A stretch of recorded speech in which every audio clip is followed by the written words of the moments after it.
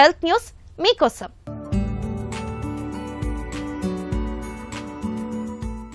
ధూమపానం, మద్యపానం ఆరోగ్యానికి హానికరమని తెలుసు.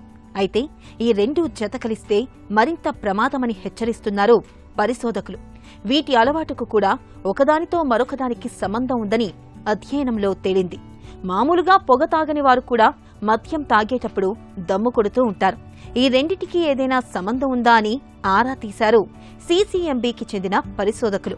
పొగాకులోని నికోటిన్ మద్యం తాగాలనే కోరికను పెంచుతుందని, మద్యం తాగిన వారికి నికోటిన్ తీసుకోవాలనే కోరిక మరింత బలపడుతుందని వారి పరిశోధనలో తేలింది.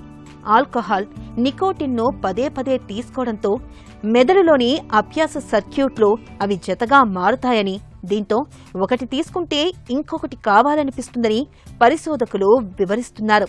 ఈ తీరు వ్యాధుల ప్రమాదాన్ని మరింతగా పెంచుతుందని, కొన్ని సందర్భాల్లో ప్రాణాంతకంగా కూడా మారుతుందని హెచ్చరిస్తున్నారు శాస్త్రవేత్తలు. పొగ, మద్యం ఈ రెండు వ్యసనాలు క్యాన్సర్, గుండె జబ్బుల ప్రమాదాన్ని పెంచడంతో పాటు మానసిక సమస్యలకు సైతం దారితీస్తాయని పరిశోధకులు వివరిస్తున్నారు. విడివిడిగా ఈ వ్యసనాలను తగ్గించడానికి మాన్పించే చికిత్సలకు మందులు ఉన్నాయి.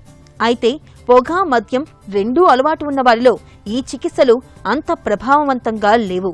ఒకదాని లక్ష్యంగా చికిత్సను అందిస్తే మరొకటి ఎక్కువ తాగాలనే భావనకు దారితీస్తుంది.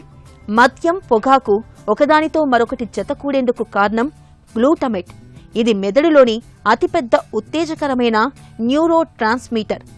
ఆల్కహాల్, నికోటిన్ తీసుకోవడం ద్వారా గ్లూటమేట్ పెరుగుతుంది. దీంతో ఏకకాలంలో వ్యసనాలు మాన్పించాలంటే పరిస్థితి మరింత దిగజారుతుందని పరిశోధకులు అంటున్నారు. ఈ నేపథ్యంలో కొత్త మందులు నికోటిన్, మద్యం రెండింటినీ మాన్పించే లక్ష్యంగా ఉండాలని వారు సూచిస్తున్నారు.